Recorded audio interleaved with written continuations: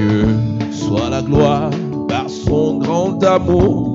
Dans mon âme noire s'est levé le jour. Jésus, à ma place, mourut sur la croix. Il m'offre sa grâce. À Dieu soit la gloire. À Dieu soit la gloire par son grand amour. Dans mon âme noire s'est levé le jour. Jésus, à ma place, mourut sur la croix. Il m'offre sa grâce et je la Gloire à reçois. Dieu. Gloire à Dieu, gloire à Dieu, terre écoute sa voix. Gloire à Dieu, monde réjouis-toi. Au feu des opères, Jésus est vainqueur, que toute la terre chante en son honneur. Dieu de Jésus, la joie remplit notre cœur, n'importe qu'on voie tout notre bonheur selon sa promesse. Jésus changera de yon allégresse quand Chantons gloire à Dieu. Gloire à Dieu, gloire à Dieu, terre écoute sa voix. Gloire à Dieu, on te réjouis-toi.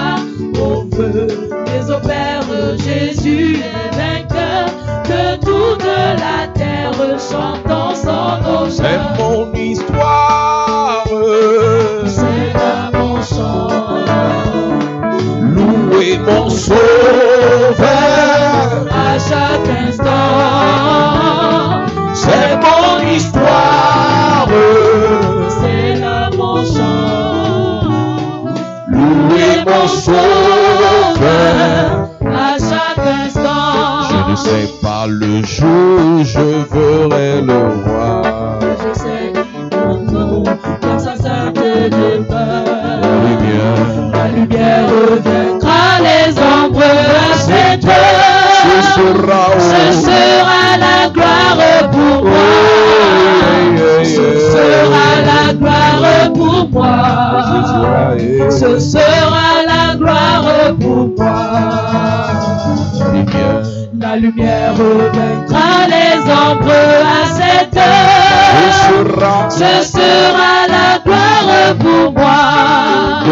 Je ne sais quels seront les chants des bienheureux, les enfants, les enfants, les gémeurs angéliques. Mais je sais que joignant ma voix au chant cantique, bientôt j'adorerai comme eux. Bientôt j'adorerai comme eux. Bientôt j'adorerai comme eux. Mais je sais que joignant ma voix au chant cantique, bientôt j'adorerai comme eux. Je ne sais quel sera le palais éternel, mais je sais que mon âme y sera reconnue. Le regard de Jésus sera ma bienvenue. Pour moi s'ouvre le ciel. Pour moi s'ouvre le ciel. Pour moi s'ouvre le ciel. Un regard de Jésus sera ma bienvenue. Pour moi s'ouvre le ciel. Pour moi s'ouvre le ciel. Pour moi s'ouvre le ciel. Un regard de Jésus sera ma bienvenue. Pour moi s'ouvre le ciel.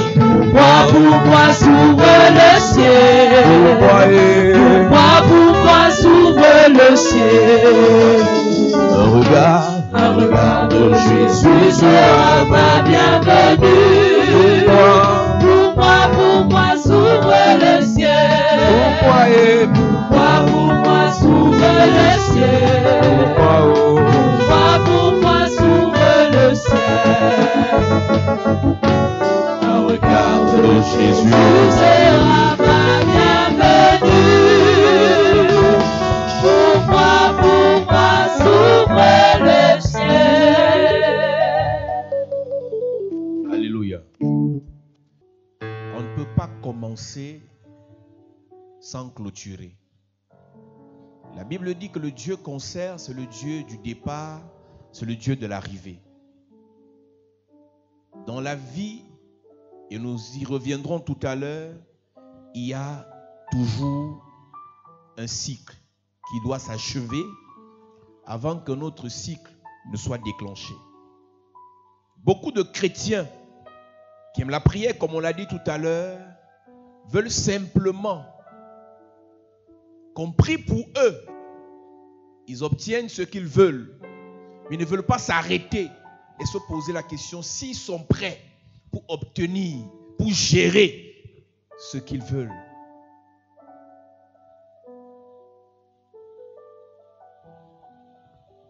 La première chose que je vais te dire ce soir, avant d'entrer dans une nouvelle saison, avant d'entrer dans une nouvelle relation, avant d'entrer dans une nouvelle vie, il faut faire le bilan de l'ancienne vie.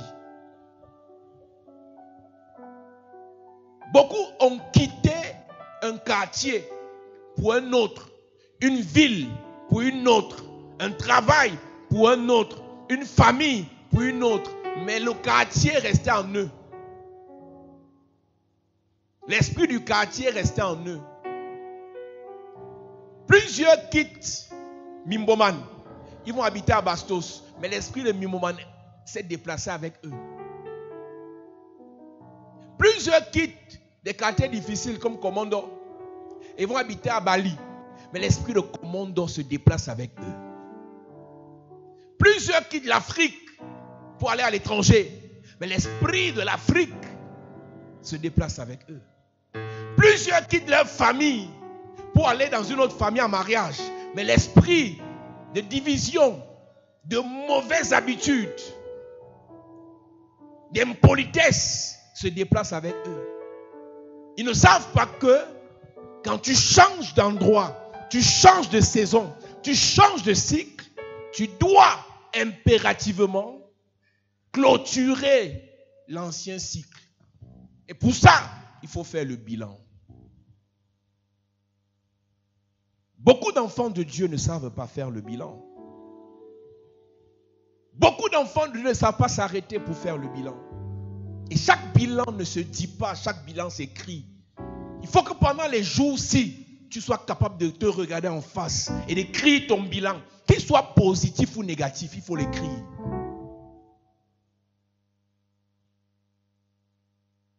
Ton bilan doit être fait dans tous les domaines de ta vie. Comment est-ce que tu as géré ton temps cette année? Dieu te donne chaque jour 24 heures. Dans les 24 heures, il y a un temps pour dormir. Dans les 24, il y a un temps pour travailler. Dans les 24, il y a un temps pour se distraire peut-être. Il y a un temps pour manger. Il y a un temps pour parler aux gens. Mais il y a des gens qui ne savent pas que, aussi vrai que nous rendrons compte des autres choses que Dieu nous confie, nous allons rendre compte du temps qu'il nous a donné. Personne de nous n'est maître de son temps. Dans le bilan que tu dois faire, il faut que tu sois capable de dresser ton bilan financier. Et que j'ai même d'abord combien? Est-ce que tu sais que si tu écris ce que tu gagnes, que ce soit tes revenus liés au travail, tes revenus liés à ce qu'on te donne, tes revenus liés à ce que, de manière générale, tes revenus, tu vas réaliser qu'on te donne, tu as beaucoup. Mais comme tu es incapable de t'asseoir et de calculer et d'écrire, beaucoup de personnes, beaucoup de chefs d'entreprise croient qu'on devient entrepreneur juste parce qu'on veut quitter le salaire de 100 000. Ils ne savent pas que c'est toute une autre science, c'est toute une autre école, la gestion. On a des chrétiens qui fantasment sur la richesse, qui fantasment sur la capacité à devenir chef d'entreprise, mais ne savent pas que c'est une éducation, c'est une école dans laquelle tu entres. Il y a des gens ici, si on dit l'onction des chefs d'entreprise, demain, culte spécial, les gens vont venir avec les mallettes, ils vont venir avec les habits des chefs d'entreprise, mais ils ne savent pas qu'après avoir reçu l'onction des chefs d'entreprise, il faut maintenant avoir les habitudes des chefs d'entreprise. Toute entreprise doit faire son bilan comptable de la fin d'année. Chaque fin d'exercice, on fait un bilan. La gestion de tes finances.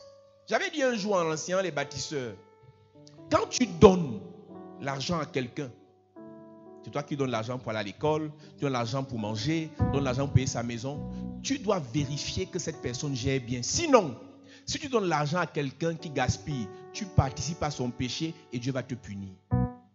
Tout parent, tout leader qui donne l'argent aux gens ne fait pas l'œuvre de Dieu tant que l'argent donné n'est pas bien géré. Si tu écrivais, il faut écrire. Tout parent, tout leader qui donne l'argent aux enfants, aux amis, à la femme, à la petite, à la compagne, tu ne fais pas l'œuvre de Dieu parce que tu donnes. Tu feras l'œuvre de Dieu à partir du moment où tu vas vérifier que ce que tu donnes est bien géré. Le Dieu qu'on sait, c'est un Dieu d'ordre.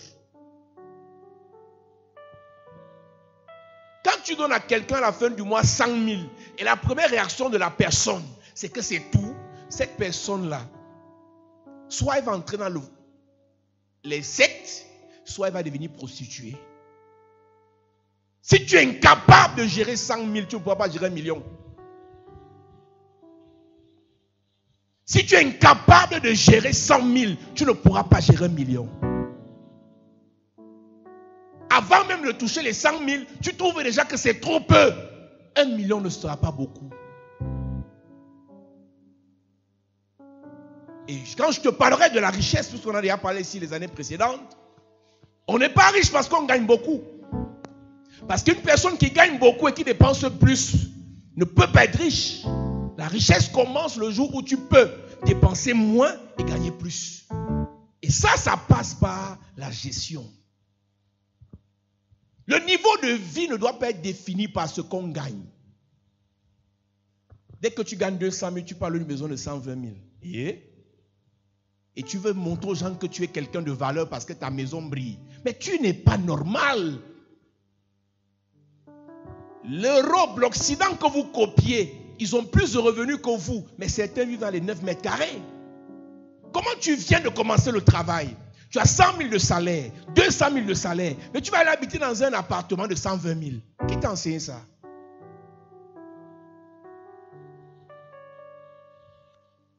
Chaque niveau de vie doit être défini en fonction des objectifs qu'on veut atteindre dans la vie. Demandez à ceux qui ont réussi dans les affaires, la plupart qui n'ont pas fait blanchiment d'argent, ils vous diront qu'ils se sont d'abord imposés des restrictions personnelles. Ils se sont imposés une discipline. Ils n'ont pas convoité comme les autres. Parce qu'aujourd'hui, avec Internet, l'apparence est en train de tuer beaucoup de personnes.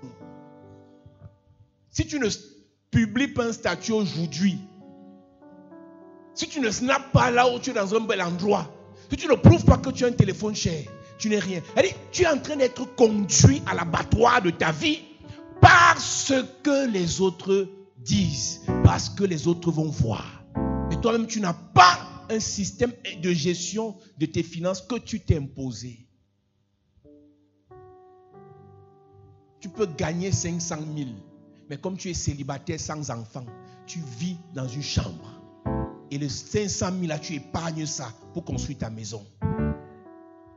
Ça, c'est quand tu es objectif. Mais comme tu es dans le m'as-tu vu, comme tu veux prouver aux gens que tu es quelqu'un, dans la maison du bailleur. Dans la maison du bailleur, tu n'es rien. Je connais quelqu'un qui a passé sa vie à louer les voitures. Jusqu'à Samuel louer les voitures. Ça a l'air d'être un jeu, mais c'est un démon de gaspillage. Tu crois que Dieu, tu pries, tu es sainte, tu ne pêches pas, tu ne mens pas, mais tu gaspilles. Tu crois que Dieu ne va pas te punir. Pour avoir 10 000, c'est 100 francs, 100 francs, 100 francs, 100 francs, 100 francs, 100 francs. Pour avoir 100 000, c'est 10 000, 10 000, 10 000. Pour avoir 1 million, ainsi de suite. Maintenant, quand tu commences à gaspiller 10 000, dans le bilan que tu dois faire, il faut que tu nous dises comment est-ce que tu as géré les relations. Il y a des relations, les bonnes relations que tu as gâtées parce que tu es mal élevé. Et tu as venu prier pour dire à Dieu, Seigneur, envoie-moi un milliardaire, envoie-moi un riche, envoie-moi un ministre. On t'a donné le travail. On t'a connecté à des personnes.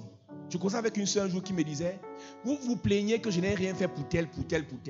Mais ce que je ne comprends pas, c'est que je l'ai mis cette personne en relation avec plusieurs personnes, mais cette personne n'a pas pu gérer les relations. Ils sont nombreux ici. Ce n'est pas que tu n'as pas rencontré les gens. Ce n'est pas que tu ne connais pas les gens. Mais quand tu les rencontres, tu ne sais pas les gérer. En fonction du type de personne qui est en face, il y a un type d'attitude. Un jour, j'ai enseigné parlant de l'humilité. Quand un inférieur rencontre un supérieur, aller vers le supérieur, ce n'est pas l'humilité, c'est la sagesse.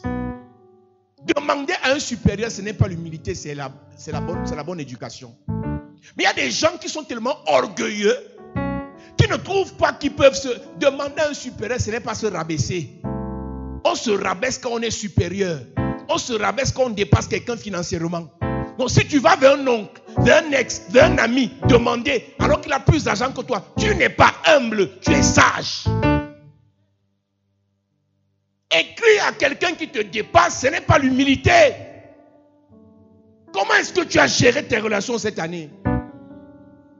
Non, c'est mon camarade de classe. Il est directeur à l'heure où nous parlons. Il n'est plus ton camarade, c'est monsieur le directeur.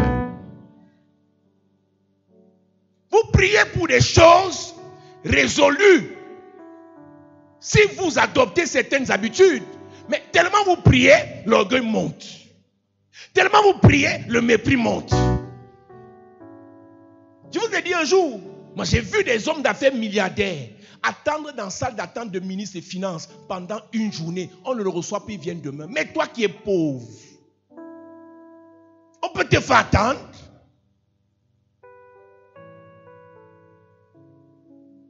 Tellement tu vois les anges, tellement tu as l'onction, tellement tu connais la parole, le mépris est installé sur toi.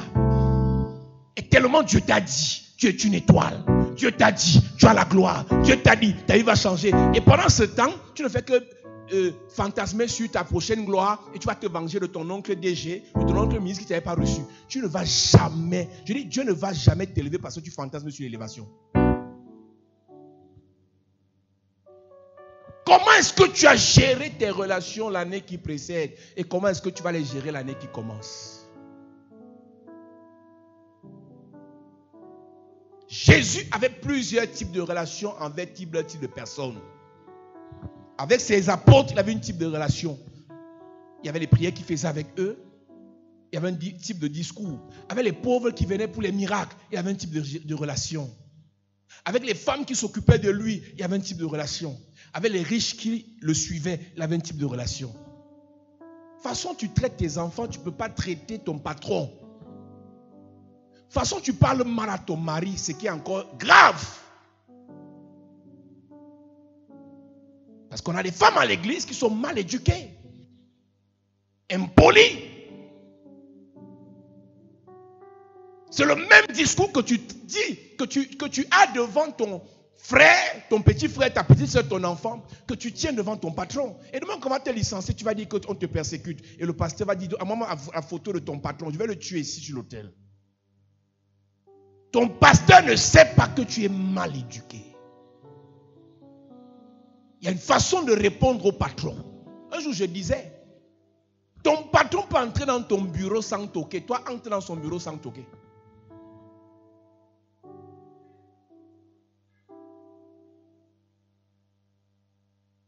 Tu as géré tes relations l'année précédente comment? Dieu t'a fait rencontrer qui?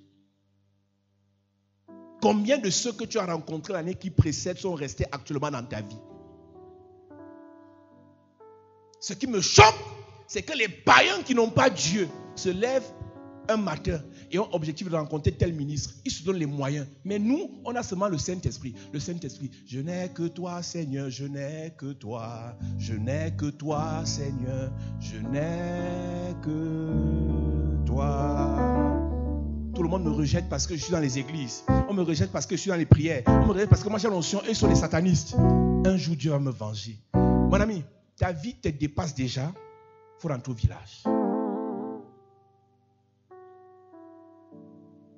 Je vous ai dit un jour, la même personne qui ne vous aide pas, aide les autres. La même personne qui ne vous reçoit pas, reçoit les autres. Avant de voir le démon qui vous bloque, regardez votre façon de gérer la relation. On flatte les boss. Ce ne sont pas nos camarades. Vous aimez réciter ça, mais c'est une blague alors que c'est sérieux. Le porteur est capricieux. Mes amis, quand toi-même tu auras l'argent, tu seras capricieux. Quand toi-même on va te nommer, tu seras capricieuse. Quand toi-même tu seras élevé, tu seras capricieux. Même Dieu est capricieux. Quand Dieu nous dit réveillez ma mémoire, Dieu ne se rappelle pas qu'on a faim. Dieu ne sait pas qu'on est malade. Pourquoi il nous demande encore de demander? Il est capricieux. Non, j'ai demandé au boss, il ne m'a pas donné. Le jour qu'il va penser me donner, c'est son problème. Moi, je ne suis plus là. Mon ami,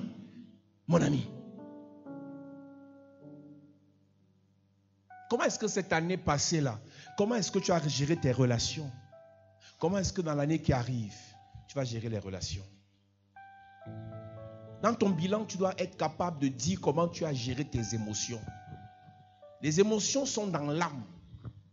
Beaucoup de chrétiens, beaucoup d'enfants de Dieu échouent parce qu'ils ne savent pas comment contrôler leurs émotions.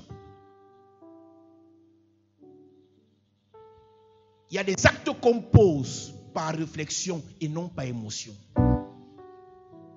Je ne l'aime pas, mais c'est mon boss, je me soumets. Va aimer tes enfants, va aimer ton mari, va aimer tes frères. Mais si c'est lui qui te paye le salaire, même si tu ne l'aimes pas, tu te soumets. Si c'est la secrétaire que tu n'aimes pas là, qui doit faire la liste de ceux qui vont en mission, soumets-toi. Vous confondez tout. Moi, je ne le salue pas. Attends, on va te chasser du travail. Cette personne qui parle à l'oreille du patron, toi, tu fais l'effort de ne pas t'entendre avec la personne. La Bible dit, autant que cela dépendra de vous, soyez en paix avec tous. Toi, tu fais l'effort de ne pas t'attendre. Et tu viens nous demander la photo de la personne là pour qu'on prie. Pasteur, arrêtez ça. Par expérience, après beaucoup de temps, j'ai compris que beaucoup de chrétiens pour qui nous prions, beaucoup de chrétiens qui viennent avec les noms de ceux qui sont censés être leurs ennemis, sont eux-mêmes des problèmes. Avant de nous demander de prier contre la secrétaire, comment est-ce que tu as géré la relation avec le boss? Une année commence, elle finit, tu as fait combien de cadeaux à ton patron? On doit te donner, on doit te donner, on doit te donner, on doit te donner. Tu as fait combien de cadeaux? Tu as envoyé combien de caisses dans sa maison? Dans l'année qui commence, tu vas faire combien de cadeaux? Les gens vont souhaiter les vœux à la maison. Toi, tu dis non, moi je prie. Et ils font des coubettes. C'est divin. Même Dieu, à Dieu on fait des coubettes. Au ciel, H24, tu mérites la gloire, tu mérites l'honneur. Toi, tu ne parles pas. Le patron vient, les gens sourient. Toi, tu es nerveux. Parce que hier, le patron m'a dit un truc qui ne m'a pas plu. Donc, tu gardes la rancune. Tu gardes face au boss. On ne gère pas certaines relations avec les émotions. On les gère avec la réflexion. Tu vas encore faire ça l'année-ci? Il y a beaucoup de femmes qui perdent les privilèges parce qu'elles confondent. Même si tu as couché avec le directeur, quand il est là en réunion, il n'est pas ton show, c'est le directeur.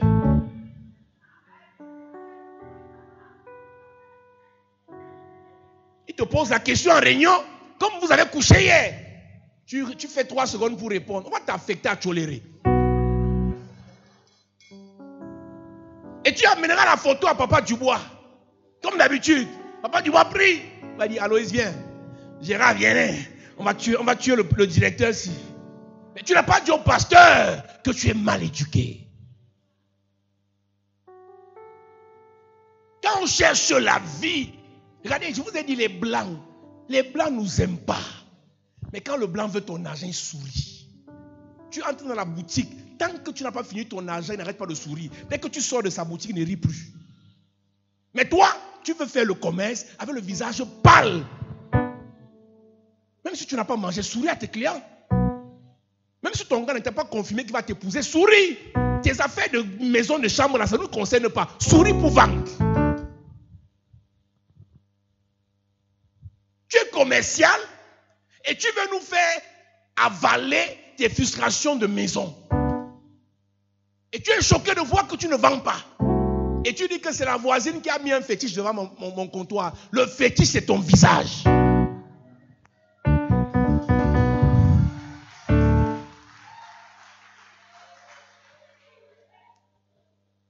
On a dit une semaine sans se fâcher. Tu as tenu 24 heures. Même pendant que parle, tu attaches le visage. Regarde ton voisin, regarde le visage de ton voisin. Toi, tu vas confirmer ce qu'il dit. Regarde le visage de ton voisin. Regarde le visage de ton voisin.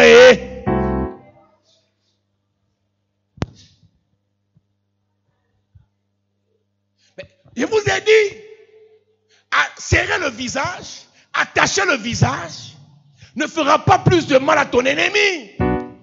Tu te détruis. Une soeur vient me voir dimanche.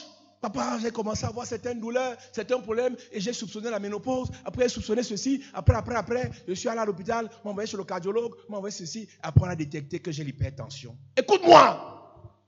Je vous ai dit qu'il y a deux types de problèmes. Ceux qu'on peut gérer, ceux qu'on ne peut pas gérer. Quand un problème te dépasse, ris. Ta nervosité ne changera pas la situation. Ta tristesse ne changera pas la situation. Les enfants ne sont pas mariés. C'est toi qui vas les épouser. Ris d'abord.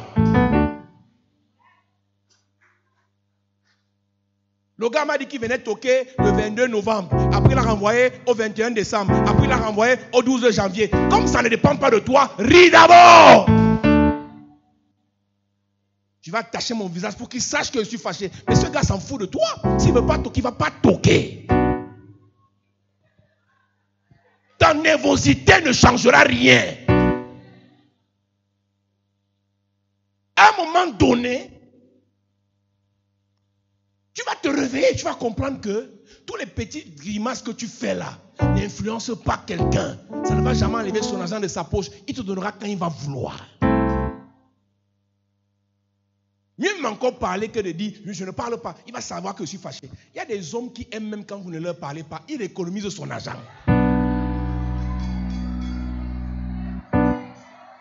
Si tu as un homme à côté, demande-lui si ce que le Père dit est vrai. Il va te dire.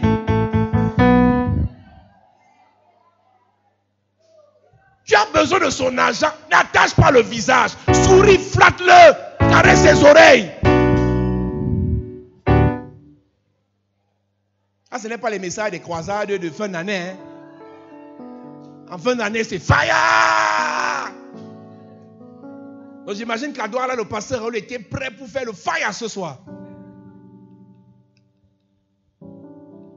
Voilà ce que tu dois écouter en fin d'année, mon ami. Et pour après prendre des résolutions.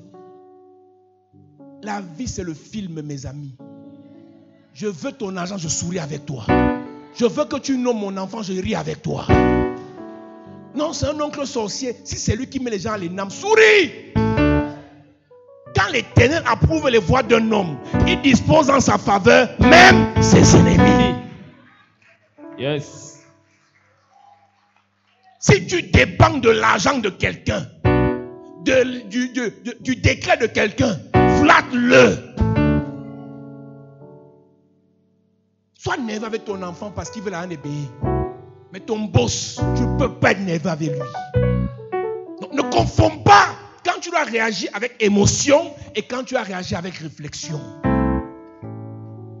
Beaucoup de chrétiens ont échoué.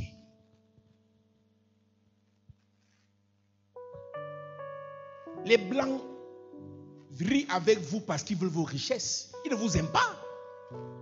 Quand ils ont fini de prendre, ils placent quelqu'un, on finit de l'exploiter, ils provoquent coup d'état, on l'enlève, ils prennent quelqu'un d'autre. Ils s'en foutent de vos émotions. Mais avec tout ce que vous avez vu dans le monde là, le même Sarkozy qui reçoit Kadhafi il y a quelques mois, le même le bombarde. Ce n'est pas son ami. Il y a un type de relation, ce n'est pas relation amicale, c'est relation professionnelle, relation intérêt. Qu'est-ce que je gagne? Je te parle parce que tu vas me donner un marché 50 millions. On passe s'asseoir, on me voit, tu me perds le temps, j'attends. Il y a les boss qui perdent le temps pour rien. Ils veulent voir, ils veulent que tu partes. Tu fais que regarder la montre. Il est à 20h, il est 28h, il va aller à l'église. Mon ami, le compteur 50 millions dépasse le culte du jour là. Si le type là te fait attendre jusqu'à 22h, attends. Nous on va prier pour toi étant à l'église.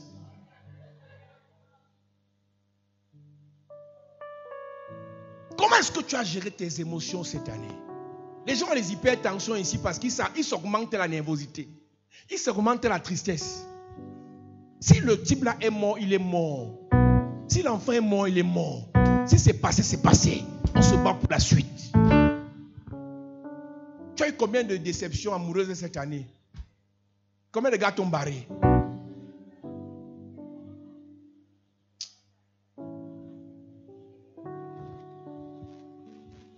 Donc, tu m'attaches ce visage parce qu'un homme t'a barré. Quand le prochain vient, tu recommences encore à rire. Il va encore te barrer, attache encore. Attache. Comme toi, ta joie dépend des hommes. Et comme le diable sait déjà ça, il va donc jouer avec le ping-pong dans ta tête. On te drague, on te bat. On te drague, on te bat. On te drague, on te bat. On te drague, on te bat. Après tu dis, je ne sais même pas à quoi ça sert de servir Dieu. Où est le rapport entre servir Dieu et tes dragues?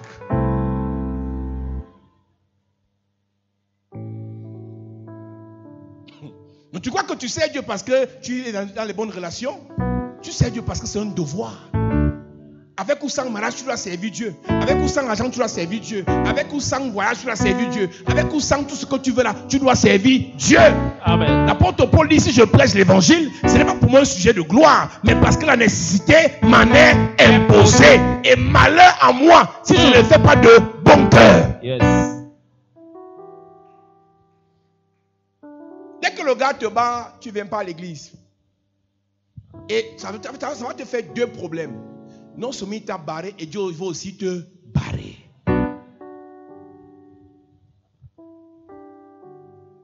Comment est-ce que cette année tu as géré ta famille? Si tu es enfant, comment est-ce que tu as géré ta mère? Je causais avec une soeur qui est en France aujourd'hui. Elle me dit, papa, c'est la première fois que je t'écoute le jour où tu as prêché sur il faut que quelqu'un nourrisse son père ou sa mère en cette fin d'année, donne une bouteille de vin, donne à manger. Tu étais trop dur. Je dis, c'est la loi. Le seul commandement avec promesse, c'est honore ton père et père sorcier honore, mère sorcière honore. Yes. Tu n'honores pas. Il dit, c'est le seul commandement avec promesse. Pour la longévité. Si tu veux vivre longtemps, honore ton père sorcier. Je ne dis pas que si ton père veut construire une maison de 5 millions, il t'impose de donner les 5 millions même si tu n'as pas. C'est ça honorer, non. Honorer veut dire que le peu que tu as, tu lui donnes. Et donner commence à partir du moment où tu l'aimes. Et aimer quelqu'un commence quand tu t'aimes toi-même. Tu ne peux pas aimer quelqu'un si tu ne t'aimes pas. Et c'est pour ça qu'il dit aime ton prochain comme toi-même. Tu ne peux pas aider ton père à construire une maison si toi-même tu n'as pas construit ta part.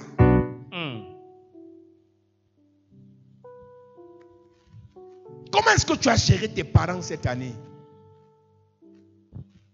Tu te plains que ta vie est bloquée, mais tu parles mal à ta mère. Noé avait 3 fils. Un qui pouvait le regarder dans les yeux et lui parler en face. Lui dit ses 4 vérités. Et 2 autres qui ne pouvaient pas lui parler en le regardant. Il parlait en reculant. Celui qui pouvait le regarder dans les yeux et lui dire ses 4 vérités parce qu'il avait saoulé a été maudit jusqu'à présent. Et ceux qui pouvaient le couvrir et l'honorer malgré ses péchés ont été bénis. Ton père ne prie pas. Ta mère ne craint pas Dieu. Si tu veux vivre longtemps, honore-les. Amen. Le père n'est pas seulement celui qui t'a mis au monde. Le père, c'est celui qui s'occupe de toi. Cette marâtre qui t'a élevé, si tu ne l'honores pas, Dieu te rejette. Le patron qui te paye le salaire chaque fin de mois, c'est un papa pour toi. Donner l'argent à quelqu'un à la fin du mois n'est pas facile. Il y en a ici qui ont travaillé, on ne paye pas. On fait que prolonger le stage. Prolonger le stage. Dès que tu te fâches, on te chasse, on te remplace. Mais quand tu travailles un mois, on te paye ton salaire. Honore ce papa, honore cette maman. En ces temps de la fin où l'argent est rare, celui qui te donne son argent à la fin du mois, là, tu dois l'honorer parce que c'est un de tes papas. Tu as géré ta famille comment cette année? Tu as géré pour ceux qui sont mariés ou fiancés, ta belle famille comment cette année? Tout ça doit être dans ton bilan. Tu vas les gérer comment l'année qui vient? Oh, je ne gère pas. Je m'en fous de ma belle-mère. Ma belle-mère m'a parlé mal. Écoute-moi. Quand ta belle-mère te parle mal, quand ta belle-mère te combat, quand ta belle-mère veut te détruire, l'onction qui est sur toi va la combattre. Mais si tu ripostes, comme elle est supérieure à ton mari, comme elle est supérieure à toi, tu seras maudite. Tu gères mal ta belle famille, tu n'iras pas loin. Tu sais quoi? Tout ce que tu feras à ta belle famille, la malédiction va retomber principalement sur tes enfants. Et la malédiction, c'est quelque chose qui n'est pas visible, mais elle est réelle. Tu ne verras pas comment ça va commencer, mais tu vas seulement voir les maladies, les blocages, les échecs, les humiliations, non-accomplissement, rejet.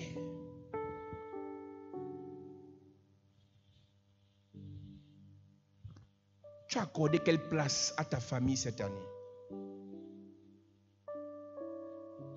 Non, mes frères m'ont rejeté comme Joseph. Écoute-moi, la Bible dit, autant que cela dépendra de vous, soyez en paix avec tous. Ta famille peut te rejeter, mais c'est ton sang. Et c'est donc ton sang là qui peut te tuer à tout moment si tu gères mal. Fais attention, écoute, joue avec tout dans la vie sauf la sorcellerie familiale. Quand un sorcier vient de ta famille, il ne faut pas blaguer. S'il te vend, ça va finir par prendre. Non, je m'en fous. Dieu m'a donné une nouvelle famille, c'est l'église. Mais tu as quand même l'ancienne famille. Tu sais quoi? Quand on est de nouveau, ce qui est restauré, c'est l'esprit, mais l'âme reste pareille. Tu sais pourquoi? L'âme est dans le sang. Et le sang que tu as, ce n'est pas le sang de Jésus. Le sang que tu as, c'est le sang de ton père sorcier et de ta mère bizarre. La nouvelle naissance ne change pas ton sang. Tu vas tout dépendre de ce village. Donc que tu montes, tu descends, c'est là-bas qu'on va t'enterrer. On ne t'enterrera pas au ciel. On n'a pas dit Jésus du ciel, mais Jésus de Nazareth. Yes. On ne va pas t'enterrer dans l'église ici. On va t'enterrer dans ton village. Tu gères mal ta famille. C'est eux qui vont gérer ton cadavre. Dès que tu as un peu l'onction, dès que tu as un peu la connaissance, dès que tu as un peu l'argent, tu ne gères plus la famille. Tu es mal enseigné. Le peu d'argent que Dieu t'a donné sert aussi à bien gérer les sorciers. On flatte les sorciers. Pas pour qu'ils ne te mangent pas, mais pour fermer leur bouche. Il y a un type de personne, quand il veut te maudire, ta nourriture veut sortir. Tu as mis le maillot dans sa bouche, il veut dire, je la...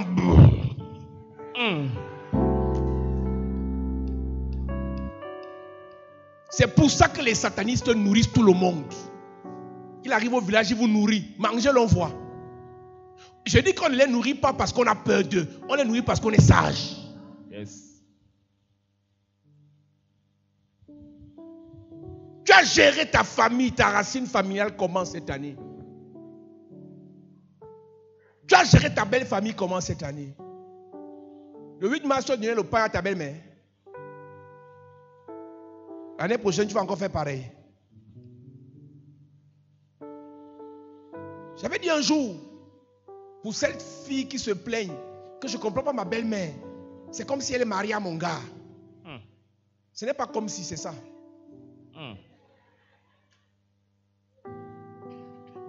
Il y a les belles-mères qui occupent la première place dans la vie de leur fille.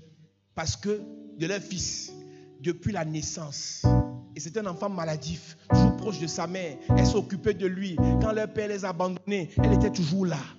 Quand toi tu entres dans sa vie, il t'a pris parce qu'il t'aimait. Mais il y a une place que tu occuperas parce que tu feras mieux que sa mère. Aussi vrai que sa mère aime se soucier de lui, pour que tu prennes la place, tu dois se soucier de lui fois 2. Ce n'est pas la guerre. J'ai enseigné ici un jour, il y a une autorité qu'on obtient, pas parce qu'on a un titre, mais parce qu'on sait. Tu épouses quelqu'un qui est connecté à sa mère, tu ne le sais pas, tu réclames les honneurs. Je suis quand même sa femme. Qui vous enseigne ça? Les trucs de la mairie, là, quand vous rentrez en famille, c'est pas ça. Hein? Même le maire sait qu'il a seulement dit ça parce que c'est écrit. Mais quand le lui sort de là, il connaît. Je vais lui montrer que je suis marié légalement. On te mange le foie. Ton mariage légal, là, on va voir comment tu vas récupérer ton foie. Tu as géré ta famille comment? Tu as eu des projets cette année. Tu les as commencés, tu les as achevés. 99% des gens à l'église commencent les projets et ne les achèvent pas. Parce qu'ils ne savent pas qu'il y a ce qu'on appelle la gestion des projets. Je demandais à une soeur qui est à l'étranger, c'est quoi tes projets de l'année qui commencent? Elle m'a dit, je veux l'enfant. J'insiste, elle est connectée. C'est quoi tes projets? Je veux l'enfant. C'est quoi? Je veux l'enfant. J'ai dit, erreur. Projet numéro 1, Dieu. Qu'est-ce que je ferai pour Dieu cette année? Qu'est-ce que je ferai pour l'œuvre de Dieu cette année? Je parlerai de Dieu comment cette année? Je vais me soumettre à Dieu comment cette année? Je vais marcher avec Dieu comment cette année? Le premier projet que tu dois avoir dans ta vie, c'est Dieu. Amen. Parce que la chose qu'il t'a donnée, numéro 1 qui est prioritaire, c'est la vie. Numéro 2 qui est capital, c'est le temps. Nous ne sommes pas là parce qu'on mérite. C'est Dieu qui nous a fait grâce. Mais comment est-ce qu'on fait pour ne pas le rendre, pour ne pas faire de lui notre centre, notre priorité? Ta priorité, ne doit pas être mariage, ne doit pas être voyage, ne doit pas être travail. Numéro 1, c'est Dieu. Amen. Et quand tu finis la saison, tu fais le bilan de comment tu as géré ton Dieu. Si c'est négatif, tu te répands et tu cherches à t'améliorer. Chacun ici doit être capable de voir combien il a servi Dieu cette année. Combien d'âmes ont été sauvés grâce à toi. Tu as aidé combien de personnes? Au nom du Seigneur. Tu as parlé de Dieu à combien de personnes? Combien viennent à l'église? On te le publie sur leur statut qui viennent à l'église. Parce qu'on va aller traiter des gens des églises. En cette fin des temps où le diable a la rage pour détruire le maximum de personnes. Mais toi, tu as honte. Alors que Dieu t'a donné la vie, il te maintient encore sur la terre pour que tu le serves. Mais toi, tu as honte de lui. Et il dit, celui qui aura honte de moi devant les hommes, moi Jésus, j'aurai honte de lui devant mon Père. Ta priorité ne peut pas être une nomination. Ça ne peut pas être une promotion. Ça ne peut pas être un visa. Ça ne peut pas être un mariage. Ça ne peut pas être enfanté. Ta priorité doit être d'abord Dieu. Amen. Celui qui s'occupe des affaires de Dieu, Dieu va s'occuper de ses affaires. Yes.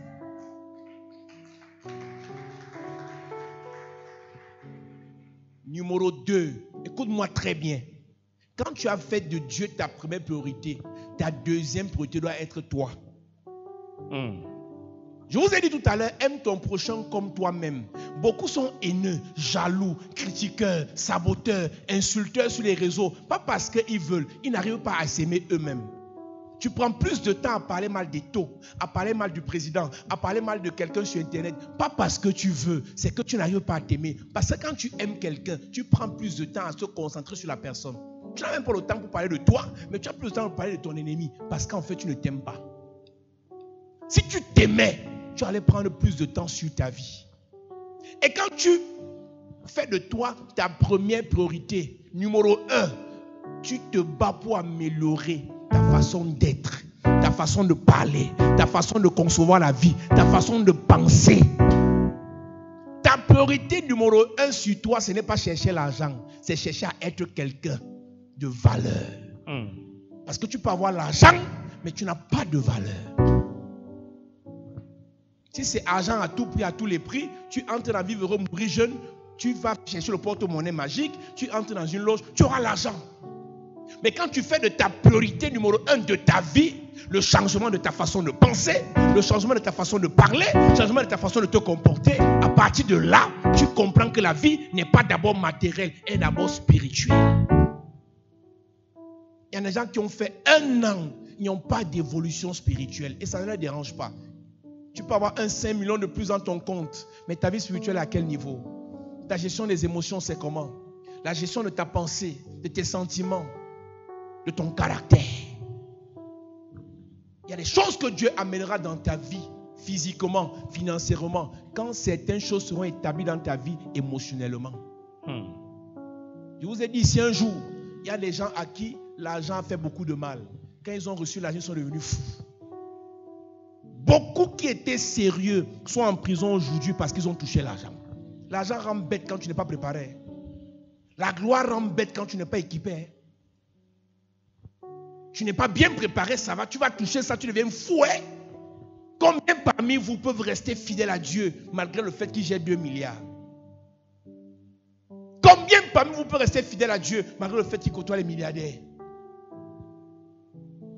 Donc avant de demander à Dieu des choses qui vont paraître, des choses apparentes, des choses matérielles, tu dois gérer les choses spirituelles de ta vie. On n'est pas spirituel parce qu'on lit la Bible. On n'est pas spirituel parce qu'on prie chaque matin. On est spirituel parce qu'on gère sa vie spirituelle. Parce qu'on connaît le monde spirituel.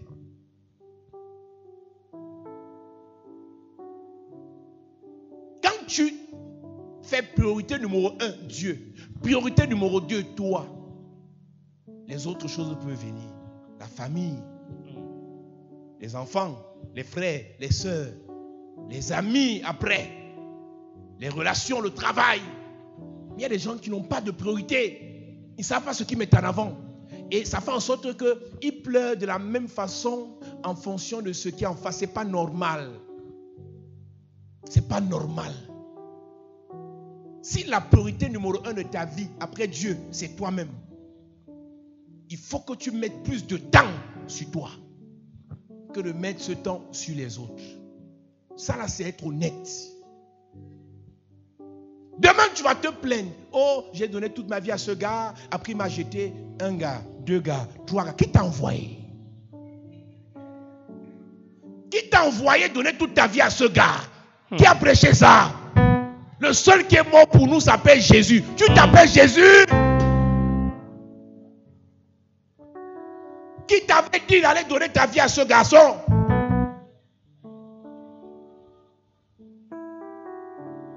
Tu l'as fait librement, j'ai le retour. Quand tu entres dans une relation amicale, amoureuse, professionnelle, la règle numéro 1, d'abord moi. C'est mon bonheur et il n'est pas discutable. Je cherche mon épanouissement et ce n'est pas négociable. Tu es entré dans ma vie, je vais te donner, mais pendant que je te donne, tu dois te débrouiller pour que je sois heureuse. Tu ne peux pas me rendre heureuse, dégage. Je supporte un peu, je vois si tu vas changer, puis tu ne changes pas, moi je change. Et je dégage, je te laisse là. Tu es là parce que tu veux. Ce n'est pas quelqu'un qui t'a forcé, ne te plains pas, supporte. Et je l'ai dit ici, ces mamans-là, oh je suis en mariage pour vous mes enfants, hey, ils ont grandi. Tu es en mariage parce que tu aimais le monsieur. Tu es malade parce qu'il t'a bien dragué. Tu es malade parce que tu aimais sa tête. Tu aimais ses orteils, le petit orteil là, tu aimais ça. Quand tu voyais ça, ça t'excitait. Tu n'es pas malade pour les enfants.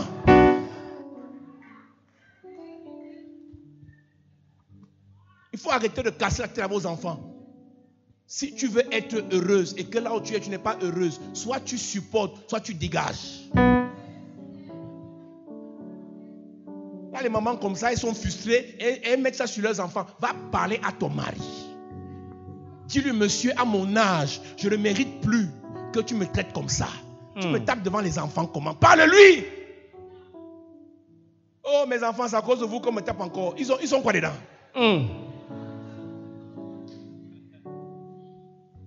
Je te préfère en vie divorcée que d'être morte dans le mariage. C'est moi qui dis, c'est pas quelqu'un. Ne me demande pas le verset biblique. Vaut mieux un chien vivant qu'un lion mort. Je te préfère en vie célibataire que d'aller forcer le mariage et de mourir hémorragie interne parce qu'on donne le coup de poing au ventre.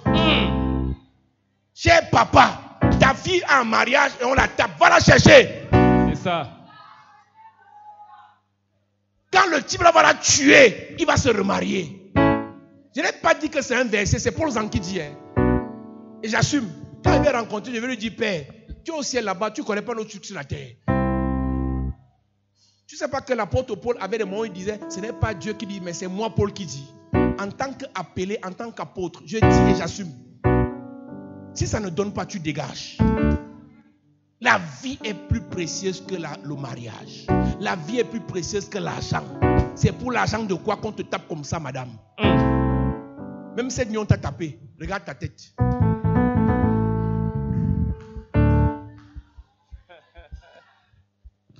Tu l'énerves tellement qu'il veut seulement te tuer quand il te voit. Ma fille, quitte-la.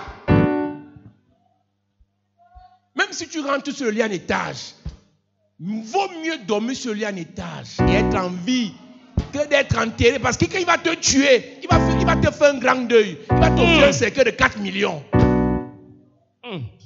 Et avant même que tu ne sortes de la mort, ta remplaçante sera en train de tourner dans les parages. Et tu sais ce qui est bien? C'est elle qui va s'occuper de tes enfants. N'accuse pas quelqu'un. Tu souffres parce que tu veux. Une amie à Douala, elle est cadre à Douala. Et pendant qu'elle cause avec les collègues, une lui dit, moi, mon mari, pour coucher avec moi, il se transforme en serpent. Et après, il entre dans mon vagin. Après, il ressort. Les femmes s'effrayent. Hey! Et tu ne parles pas. Elle dit, est-ce que j'ai le choix? Pour que je rentre dans la pauvreté là. Donc ton problème, ce n'est pas que tu aimes le gars, tu aimes son argent. Donc à cause de l'amour que tu as pour son argent, tu peux faire que le serpent entre dans ton sexe. N'accuse pas quelqu'un. C'est l'amour de l'argent qui te met là-bas. Ce n'est pas les enfants. Ils sont nombreux comme ça. Tu ne veux pas quitter. Pas parce que les enfants ou les gens vont dire, parce qu'il y a souvent ça, oh, qu'est-ce que les gens vont penser? Qu'est-ce que les gens vont dire? Les gens s'en foutent de toi. Quand il finit, ouais, là, quand il tourne le dos, il s'en fout. Tu vas gérer le retour seul.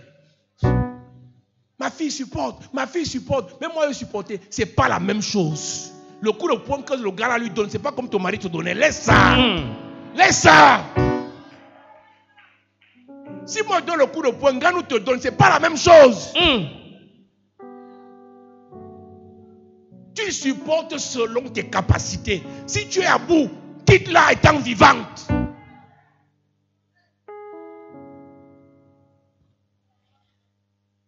Donc, ta relation que tu subis là, ce n'est pas quelqu'un qui t'a mis, c'est toi-même. Quand tu es mature, on te conseille et après tu décides. Ne dis pas c'est ma mère. Si elle me quitte, ma mère se plaint. Ta mère c'est qui? Quand tu ne dors pas la nuit, ta mère dort. Et le matin, elle se réveille. Ma fille, tu as bien dormi. Ah, maman, c'était là. Elle a bien dormi. Ma fille supporte. Tu sais que c'est lui qui s'occupe de nous. Ah, donc c'était ça le problème. Ok.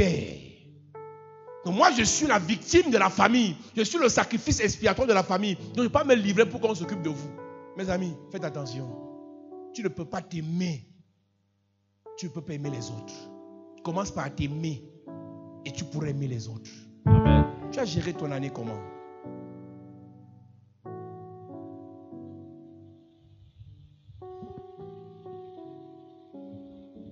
Il y a des gens qui commencent une année, ils finissent. Ils n'ont rien appris. Tu n'as lu aucun livre.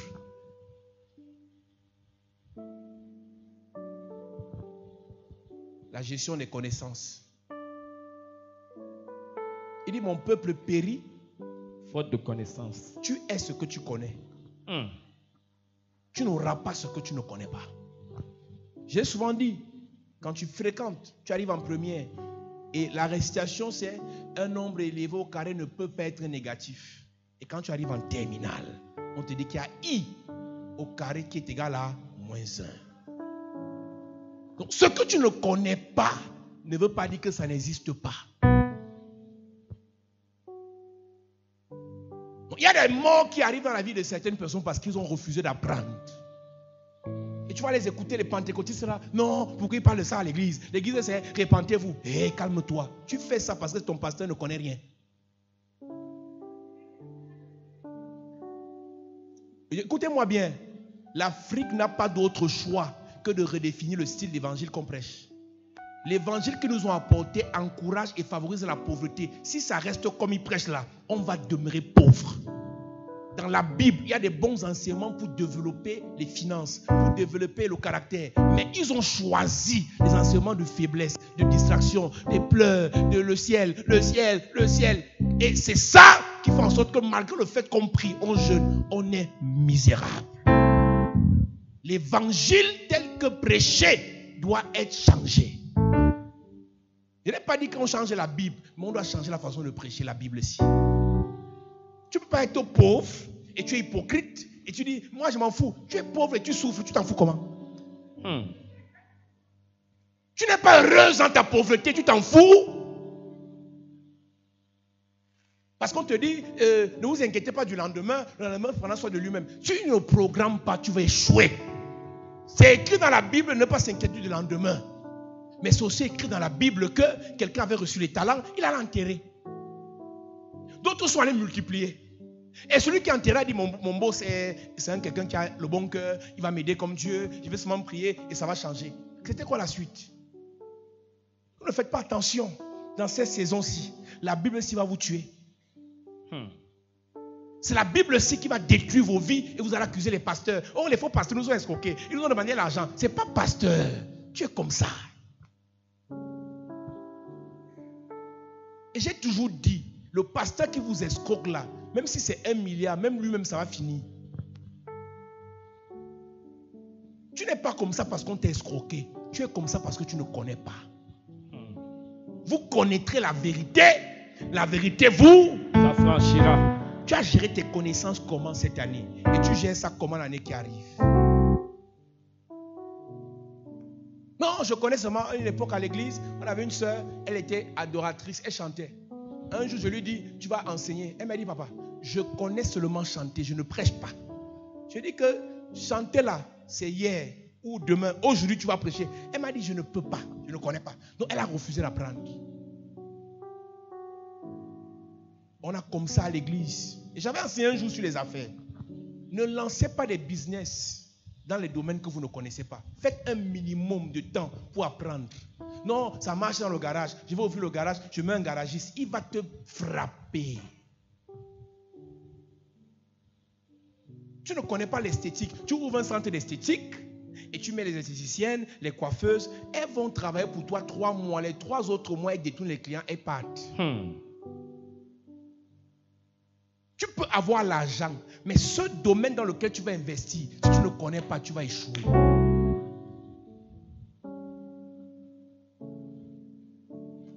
Beaucoup de chrétiens pleurent, pas parce qu'ils n'ont pas l'argent, mais ils ne connaissent pas.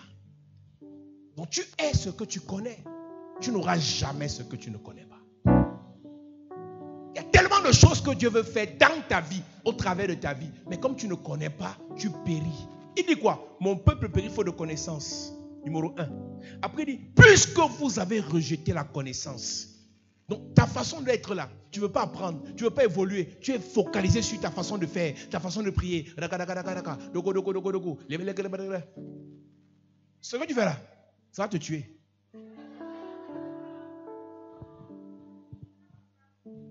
Tu as passé depuis que tu es né de nouveau à prier les yeux fermés. Ça n'a pas marché. Maintenant tu dois prier les yeux ouverts. La vie va t'enseigner même par force. Moi, ça m'enseigne chaque jour. Et les confiances bêtes, je ne fais plus ça. Les aides, je ne fais plus. Quand on te vaccine, tu dois changer. Quand le serpent t'a vacciné, le ver de terre, tu le respectes. Parce que non, c'est mon cœur qui est comme ça. Tu vas mourir le cœur là. Je n'ai pas d'échanger ton cœur, mais de le protéger. On t'a trahi 1 fois, tu es là. 2 fois, tu es là. 3 fois, tu es encore là. Quand tu vas mourir, les traîtres vont continuer à vivre. On ne peut pas te faire ça chaque fois et tu trouves que c'est normal. Parce que ton cœur est comme ça. Protège ton cœur. Bloque les accès de ta vie. Ne laisse plus n'importe qui. Beaucoup de nos parents souffrent aujourd'hui. Pas parce qu'ils n'avaient pas Dieu, mais parce qu'ils n'ont pas compris que la vie se programme. Je décide de qui entre dans ma vie et qui reste. Je décide avec qui je traite, avec qui je parle, avec qui je ris, avec qui je m'entends, avec qui je ne m'entends plus. Ceux qui étaient là hier ne sont pas obligés d'être là demain. C'est comme tu me vois là. Si tu veux me quitter, tu dégages. Mais je ne meurs pas parce que tu m'as quitté. Parce que ma priorité, ce n'est pas toi, c'est d'abord Dieu. Après, c'est moi. Toi, tu viens après. Donc, ce que tu me fais ne doit pas me faire plus de mal que ce que je me suis fait moi-même. Donc, beaucoup stressent. Beaucoup se meurent à petit feu. Beaucoup sont en train de se tuer eux-mêmes. Pas parce que le diable est fort, mais parce qu'ils n'ont pas compris qu'il y a des choses qu'il faut faire. Et pour ça, il faut connaître. Qu'est-ce que tu connais, qu'est-ce que tu ne connais pas?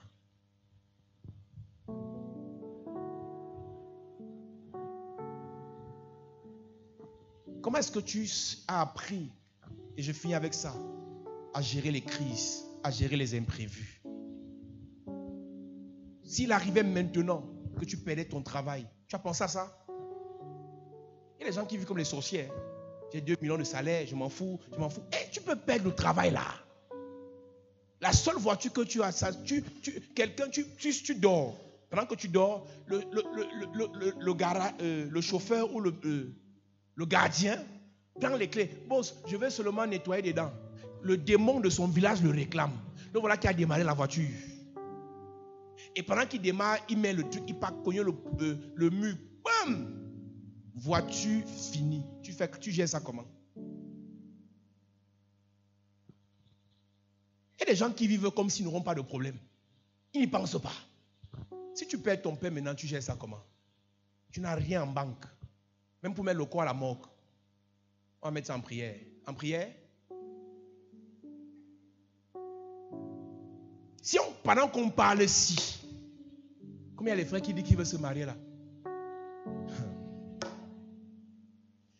Monsieur, tu veux te marier? Tu dois savoir que tu faut une caisse noire. Ta femme accouche. Il y a des enfants, leur température augmente seulement vers 2 heures du matin. Tu trempes la serviette, le gars ne fait qu'augmenter. Il faut aller là à l'hôpital. Tu n'as même pas 2500 sur toi. C'est là que tous les numéros des pasteurs ne passent pas. Moi, ça passe, mais je ne vais pas décrocher. Parce que tu as dit que tu te mariais, tu ne savais pas. Que se marier ne veut pas dire que tu vas aller coucher. Tu vas aussi gérer le retour du coucher.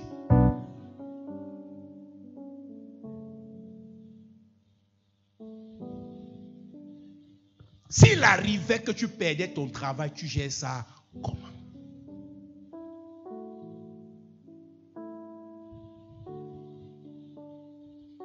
S'il arrivait que celui qui t'épaule meurt, j'ai donné ce témoignage ici. Une fille est venue me voir en 2020 pendant Corona.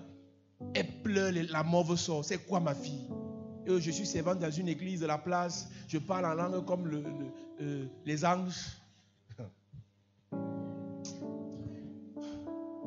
Mais j'ai un problème. C'est qu'il y a un monsieur là qui m'aidait, avec qui je sortais. Il m'a promis les marchés de 50 millions. Mais il a eu Corona à 10 heures. Il est mort à 16 heures. Elle me dit, mon père, je suis fini. Tu sais quoi? Cette fille-là vivait dans une maison au Golfe où elle payait le loyer 2 100 000 par mois.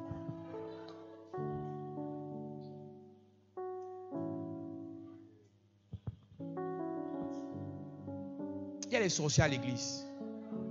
Je te dis qu'il y a les sorciers ici. C'est la mort du monsieur qui lui rappelle qu'elle n'est rien. Un peu dans les avions avec le monsieur. Un peu dans la grosse voiture du monsieur. Un peu au Hilton avec le monsieur. Un peu le monsieur. Mais quand le monsieur ne décroche plus l'appel, c'est là que je sors d'où. Et appelle, papa, voici sa photo. S'il te plaît, si tu peux prier. Depuis 2 jours, il me prend pour téléphone. Même si je prie, il va te bloquer.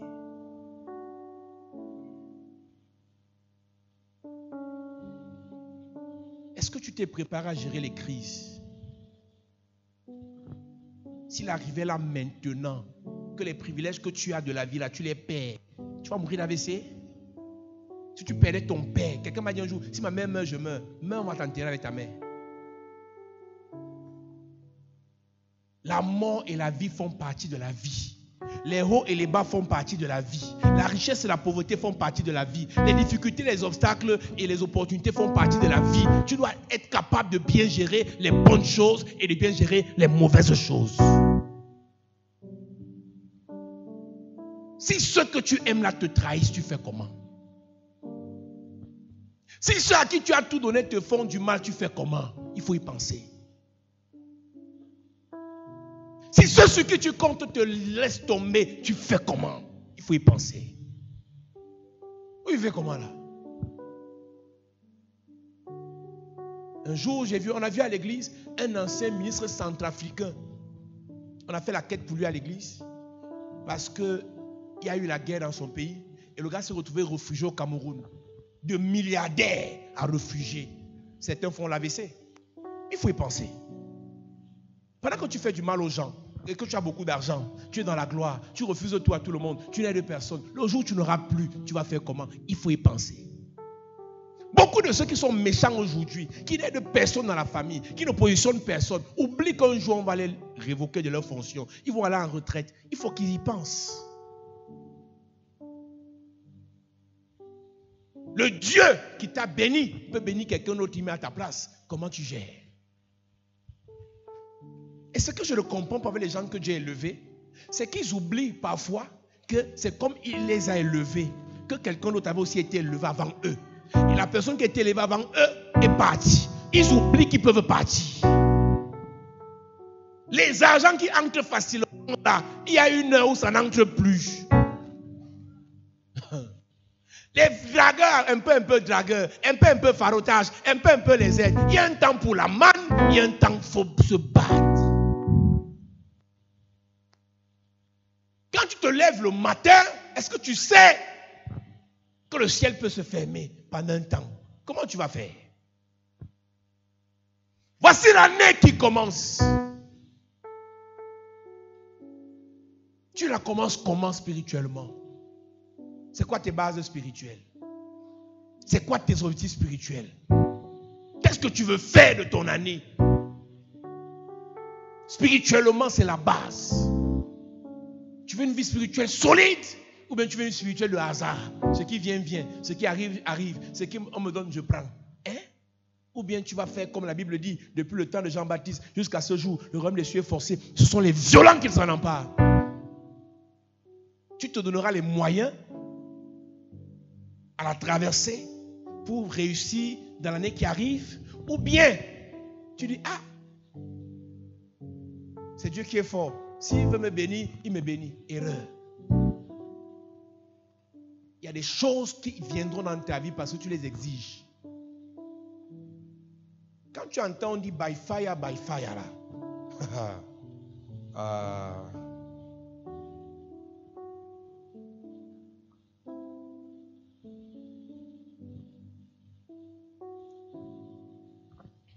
Monsieur, chef de famille, c'est être méchant que de commencer une année sans penser ce que les enfants seront pendant l'année. C'est méchant. Tu es le grand frère, tu es la grande sœur. Tu dois avoir au moins une idée de la direction que prendra la vie de tes petits frères que ton père t'a laissé en mourant. Sinon, tu es méchant. Je n'ai pas dit que tu as l'argent, seulement y penser. Parce qu'il y a qui croient que c'est l'argent. Il y a des gens qui ont l'argent, sont méchants, ils ne font rien à personne. Il y a des gens qui ont l'argent dans nos familles, ils n'aident personne. Ils trouvent le travail à personne. Ils font voyager personne. Ce n'est pas l'argent, c'est le cœur. Quand une année commence, un leader doit penser pour la famille, doit penser pour lui-même, doit penser pour les autres. C'est quoi le projet pour l'année qui commence? Tu n'es pas chef de famille pour les dots.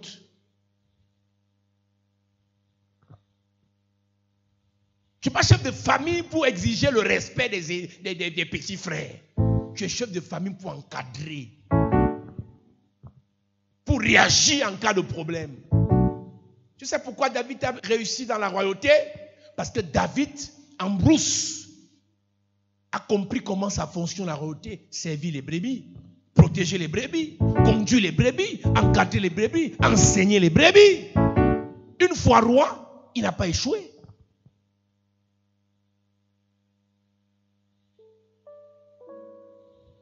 Spirituellement, ta famille tiendra sur quel pilier cette année? Spirituellement, ton business tiendra sur quel pilier cette année? Vous pensez vraiment qu'une année commence comme ça sans que le jeûne, la prière, le sacrifice ne soient établis? Le départ de ton année, quand on va être ici le 31 décembre, tu dis quoi, Dieu? Ce n'est pas fantasme.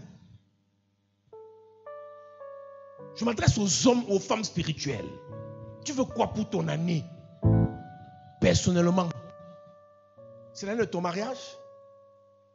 C'est l'année où tu vas enfanter? C'est l'année où ton entreprise va exploser? C'est l'année où ta vie spirituelle va exploser? C'est l'annêtre où tes enfants doivent être positionnés? Tu dis quoi? Numéro 1. Et numéro 2, tu te donnes quel moyen? Spirituel d'abord, pour que ça se réalise. On a trop de blagueurs. Ce que vous appelez satanistes là, quand ils s'y retrouvent, à un niveau dans les degrés là, le niveau de sacrifice est violent. Les nouveaux là, c'est la philosophie qu'on leur enseigne. Premier degré, deuxième degré. À un certain niveau là, c'est sacrifice. C'est une affaire de sang. Et ils sont obligés d'avoir de l'impact.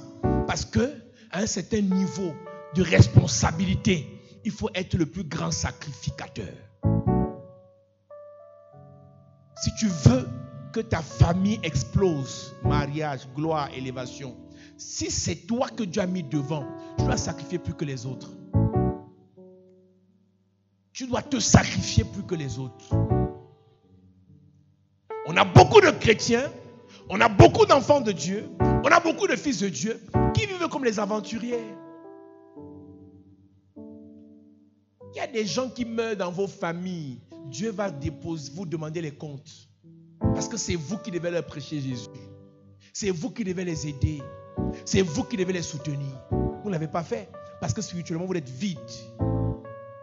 Ça c'est l'introduction. Et demain je vais entrer dans les profondeurs. Mets-toi debout à prier.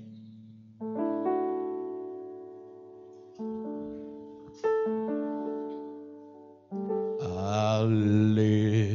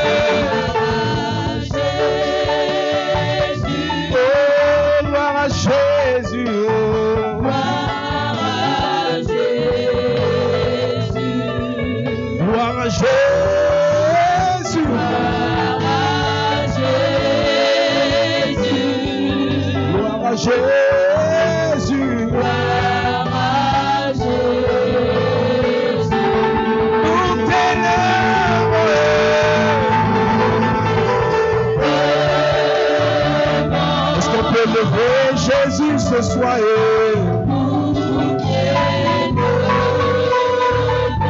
Jésus, nous t'élevons.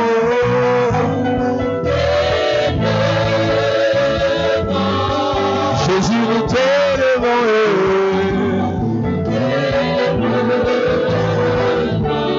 Nous t'acclamons. Est-ce que l'Église peut acclamer Jésus?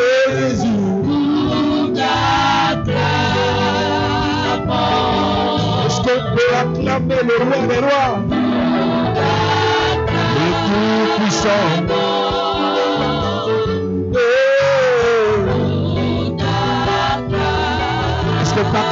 Jésus. Nous t'acclamons, mon Dieu.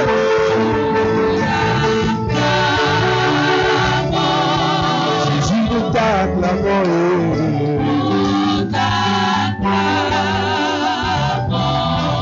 Nous acclamons ta connaissance, ta révélation, ta présence, ta puissance, ton onction, Seigneur. Est-ce qu'on peut acclamer le Dieu tout-puissant? Jésus, nous t'acclamons.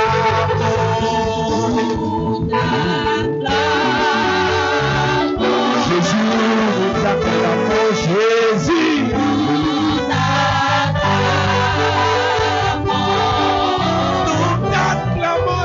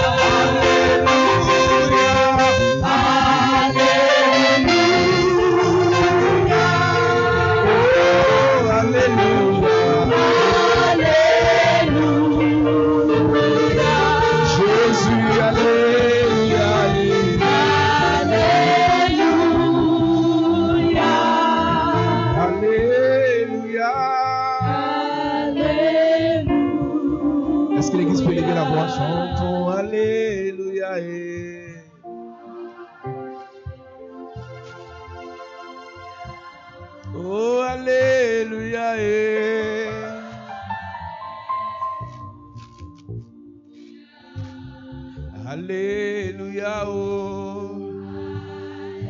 Est-ce qu'un homme peut lever la voix? Est-ce qu'on peut faire mieux que ça? Alléluia. Encore une fois, élevons la voix plus fort que ça.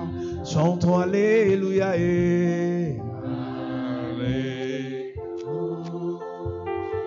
Oh, Alléluia.